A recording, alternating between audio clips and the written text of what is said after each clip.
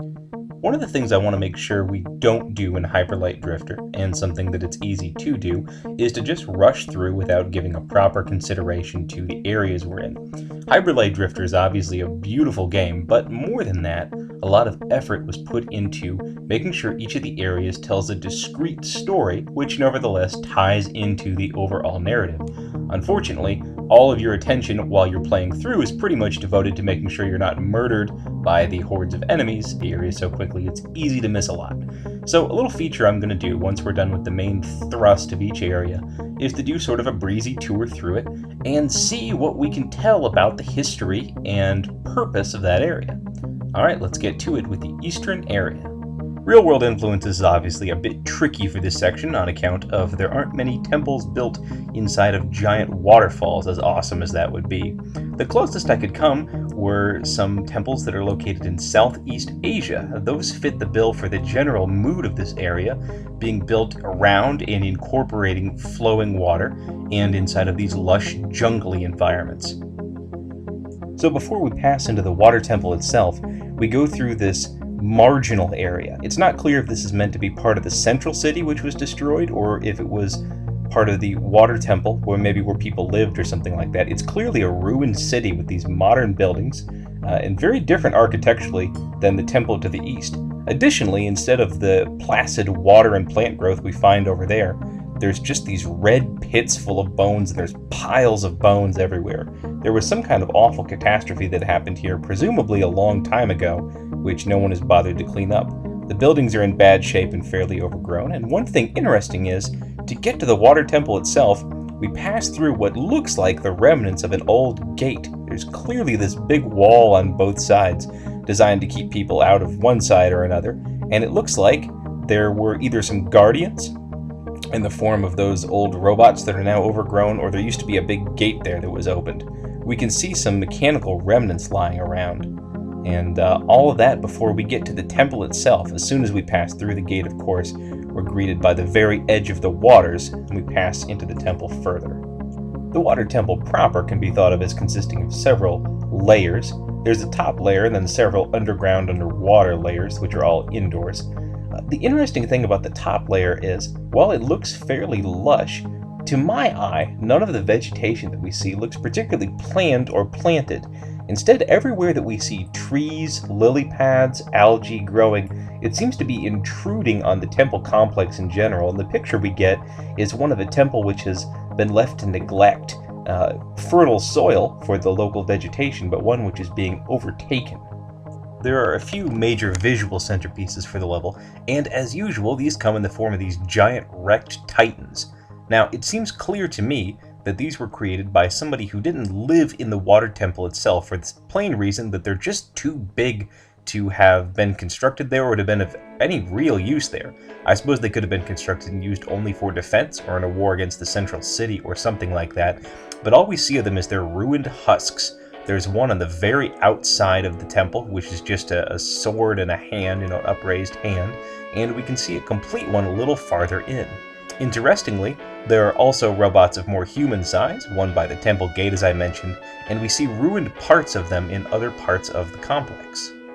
The above-ground layout of the temple complex shows little hint of the mechanization found beneath, although there are a few hints of underwater buildings and pipes that you can see. Instead, it appears to be built for pleasure and contemplation. You can find boats which were clearly meant to hold lights that you can imagine boating around at night in this quiet, placid pool. There are benches meant for sitting, and there's even a temple complex.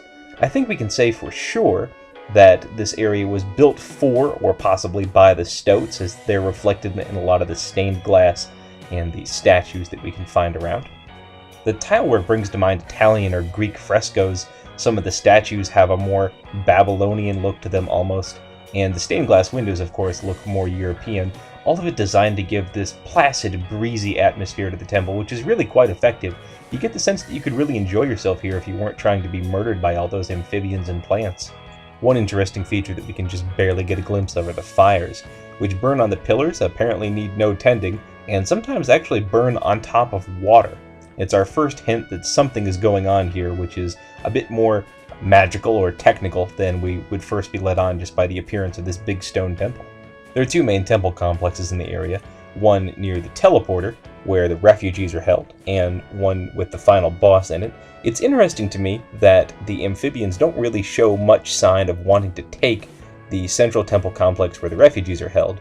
To me, that speaks a bit about their character. They're not here for any significance that the temple itself might hold. They don't want to own it or claim it in any way. They're here to get something out of it, and I think what it is might vary between the enemy types that we've seen. The two with any kind of a backstory that we can see are the toads, the frog guys who have the knapsack full of shotgun fire on their back, and the jumping around very fast rice farmer and bandit amphibians. The bandit amphibians seem to be the ones who are after the skins of the stoats. They seem to both be taking slaves, based on what we hear in the temple from the refugee, and to just be murdering and skinning a lot of them. It's unclear if they actually are transporting any back as slaves or tribute or whatever it is, but they're at least taking the skins, and we only get one hint from the frogs, besides the fact that they're all carrying a big sack full of flames. We see them carting it out en masse from some of the lower temple complexes. That idea, of course, brings us to what is going on in the lower temple. Well, first things first, this is no longer designed for comfort and contemplation. The guts of the temple is a serious mechanical works designed for some, presumably, product or purpose. Now, what that is, it's a bit hard to say, because anybody that would be around to tell us is either cowering in the church and doesn't want to talk about it, or is in fact dead and skinned. But we can get a couple ideas just based on what we see down here. What is there a lot of besides amphibians? Well, there's a lot of algal growth. We can see mushrooms growing when we get deeper down. And in fact, it's clear in some places, mushrooms are being actively grown and cultivated. We can see a lot of pools of water with these large mechanical devices that kind of look like wheels or something in them. There's a lot of flames, that alchemical fire we saw before, burning away. There's these big vats full of green goop. And there are these crates which are shipped out full of this purple explosive material. The smaller ones will explode upon being struck. The larger ones are presumably sturdy enough to withstand any blows from our gunner's sword. So the question is, what does it all mean? What is it getting towards? Well, one theory is that they were trying to produce something which has been infected or overcome by the plant, the algal growth, and that's why we see all those green vats everywhere. And certainly some things look like they were infected, but my guess is those green vats are supposed to be there. This is my theory. The final product of what this temple was producing are those boxes or crates or whatever they are, full of that bright purple fluid, which incidentally is the exact same color as whatever it is that's powering our gun. I wouldn't be surprised if this in fact was a giant munitions plant. And how did they get these munitions? I think they used whatever algae or whatever plant growth is growing everywhere and eventually mutated into those awful things that try to kill us, and distilled something out of them in order to get that explosive substance. That these plants acted almost as a natural sort of gunpowder, but more futuristic plasma or something like that. And if you think about it, the little plants that launch themselves at us, when they are struck, absolutely do explode in the same way as the crates do, causing a good bit of damage. Now, the larger plants fail to do that, and that could be for several reasons. It could be that as the plant grows out of control, it doesn't get more of whatever it was in the smaller plants that causes them to explode. Perhaps they're ripened, and then past ripening, they become unmanageable. Or it could be that the developers decided they didn't want to do the enormous jerk move of causing these huge things to have a huge explosion, so not only do they launch themselves at you, but they also explode and take off all your health, which, by the way, good job, guys, if that's the case. So that might give us a clue as to what happened here. If this was indeed a giant munitions plant, it may have been involved in whatever earth-shattering conflict caused them to have titans sent against them, or they might have used that substance themselves to power titans, something like that. These days it's only used to power the weapons that we find left behind, the ranged weapons. And seeking after that, the amphibians have come here. The toads appear to be a bit more mechanically minded and have busied themselves carting away the spare munitions, whereas their somewhat quicker and more agile kin are more interested in plundering the remains of the civilization that once lived here. In the meantime, of course, whatever conflict erupted had disrupted the entire complex and caused the plant to stop, the munitions plant, I mean, which caused the plants, plural, to grow out of control. And that's why we see all this algal growth everywhere. We see all these plants overtaking everything, and we see the little buggers that come after us.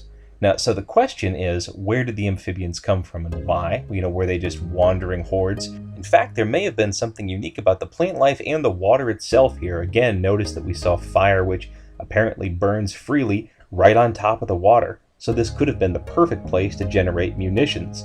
And, from above, it just looks like a nice temple. Or maybe they, genuinely combined the idea of this useful product with religious practice. One uncomfortable question, though, is why there tend to be these skeletons inside the big glass boxes where there used to be fire. Did the fire require something sentient to burn? Was that used as a punishment? What was the deal? And for the last sort of interesting detail I noticed in this chapter, and see if anybody has any ideas about it, because I don't think I do, notice that in the chapel, the main temple area, where all the refugees are, all of the pews appear to be pointing backwards. It looks like you would sit in them and face away from the altar out towards the main temple complex. Now that could be because that was, simply the best way to take in the whole complex, or I don't know, maybe it was meant to symbolize something else. Maybe you think I'm totally off base on all these ideas that I have about the purpose of the temple and the bandits it's attracted, or maybe you have something else you've noticed you'd like to chime in with. There are a bunch of smaller set pieces that I haven't touched on that I would love to discuss, so please feel free to mention them in YouTube or in the comments. And I hope you enjoyed this, and I will see you guys next time for the northern area. As a sort of extra bonus at the end, I mentioned that I would list the decoded monoliths, and so these are what we can find from the eastern zone monoliths. Note that we haven't actually found all of these yet, but I don't want to redo this when we find the last one. So the monoliths decoded say, an isolated people, fearful and obsessed, offering of a great cleansing flame, a poisoned, maddened homeland, fragile balance scorched, undone. So take that to be what you will.